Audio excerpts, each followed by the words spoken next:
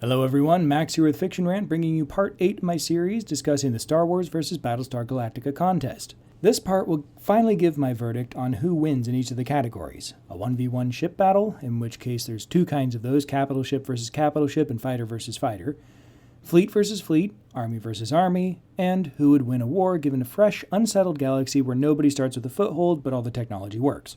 As a reminder from part 1, this is a comparison of the Star Wars Imperial Empire circa the Battle of Endor, when it was at the height of its power, versus the 12 colonies of Kobol prior to them getting nuked into oblivion, and in a parallel comparison versus the Cylons, also immediately prior to nuking the 12 colonies of Kobol into oblivion. I'll not be comparing the 12 colonies against the Cylons, since we get to see that matchup in the show. We'll start with capital ship matchups. This will include fighter complement and everything for each side.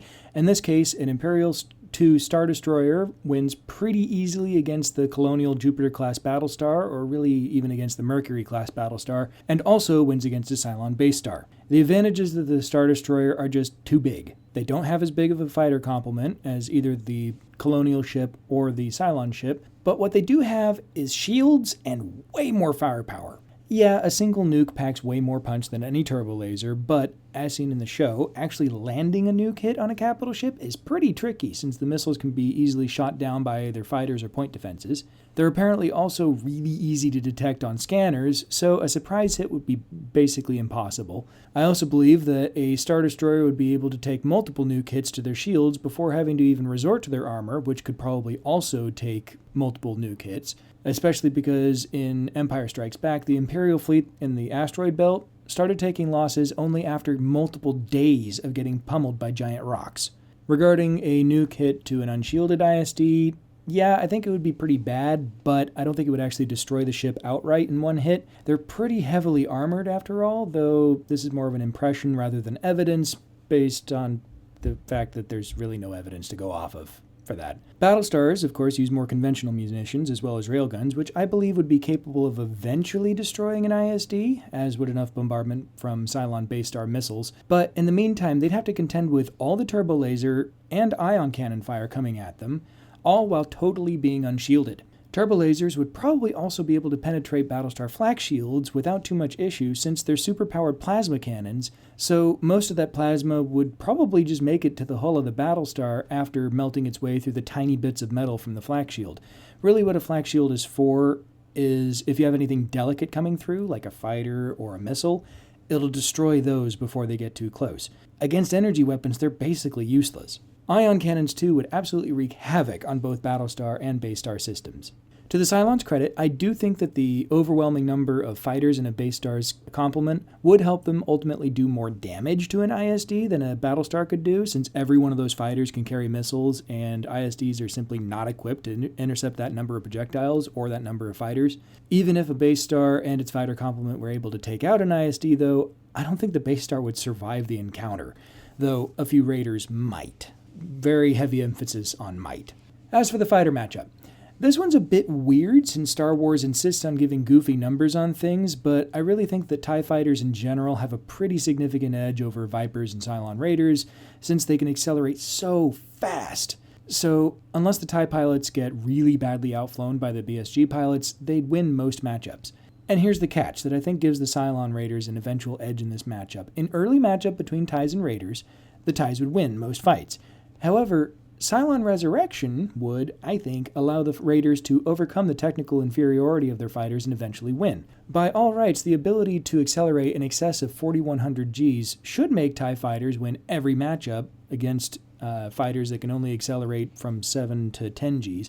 But the thing is, they only can do that acceleration in a straight line, and then apparently hit an arbitrary speed limit, their megalight rating, and importantly, they can't turn as fast as their acceleration would indicate. They simply don't have the vector thrust to do so. They really should, and it'd be super cool to see on screen, but they don't. So while they can hit their top speed really, really quickly, once there, they seem to behave just like a regular aircraft in atmosphere, traveling at near constant speed with long arcing turns instead of what they really should be capable of doing, darting around like hummingbirds on caffeine.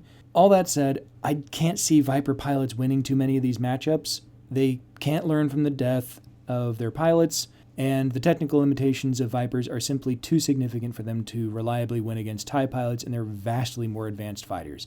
Still though, It's considerate of the Empire to not shield any of their fighters, so the more conventional weapons of both Cylons and Colony fighters actually are capable of shooting them down if they can actually get in a position to do so. Fleet versus fleet works out very much as the capital ship matchup did. Both Cylon and Colonial fleets are just plain outclassed by Imperial weapons and defenses.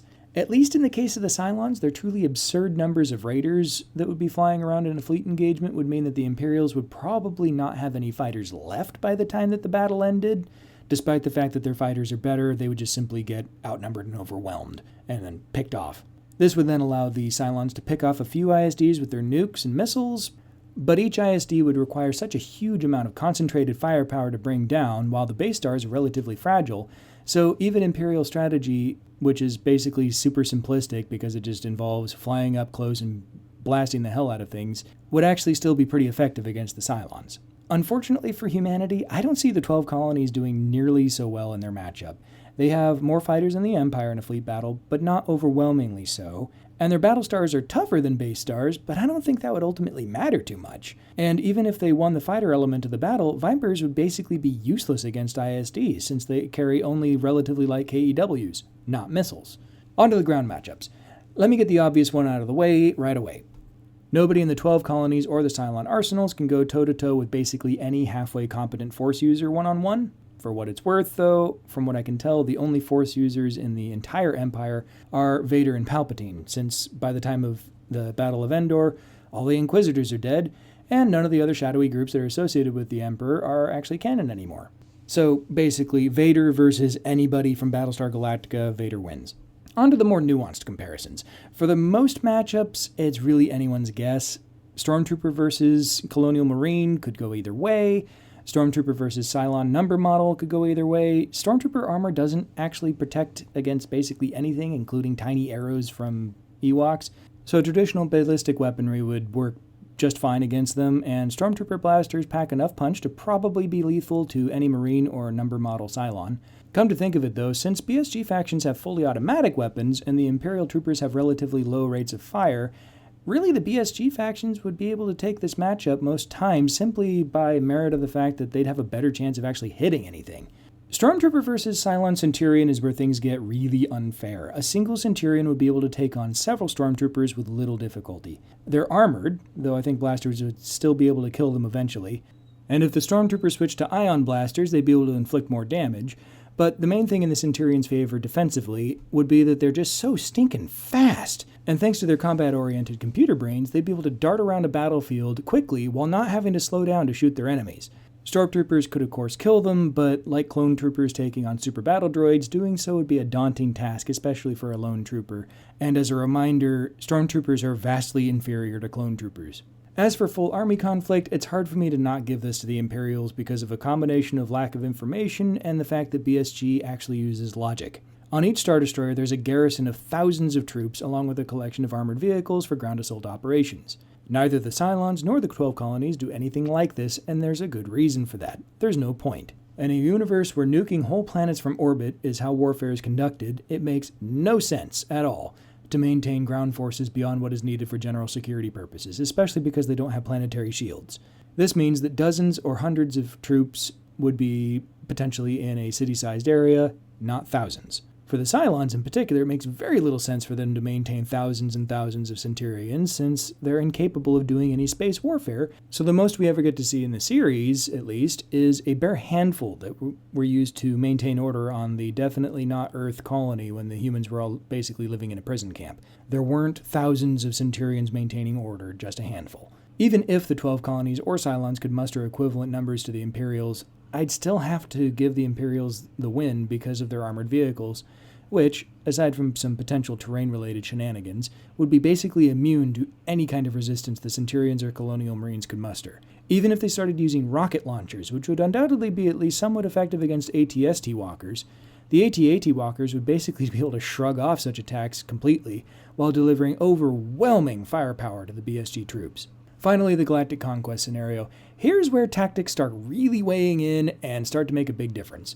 Imperials versus the 12 colonies. I still think the 12 colonies really haven't got a chance. Even assuming equivalent starting numbers on both sides, The Imperials are really good at industrializing on a truly absurd scale and could quickly, in cosmic terms, build up a massive fleet of vessels that the 12-colony fleet, which would be hopelessly outnumbered by the time either faction discovered the other in this situation, they simply wouldn't be able to handle it. In this matchup, the mobility advantage would go to the BSG factions because jump drive is amazing, but basically every other tangible advantage goes to the Imperials. Weapons, defenses, numbers, unique advantages, everything. At least until the Cylons get involved. Here's why things get interesting. Cylons would wreak havoc upon the Empire. Soon after first contact, they'd quickly be able to spread number model Cylons throughout the Empire and have them begin rotting the whole thing from the inside out. They have unmatched hacking abilities and an affinity for autonomous robots, so one of their first courses of action would probably be to infect every droid they could possibly access, preferably the droid manufacturing facilities like IG-88 did in Legends,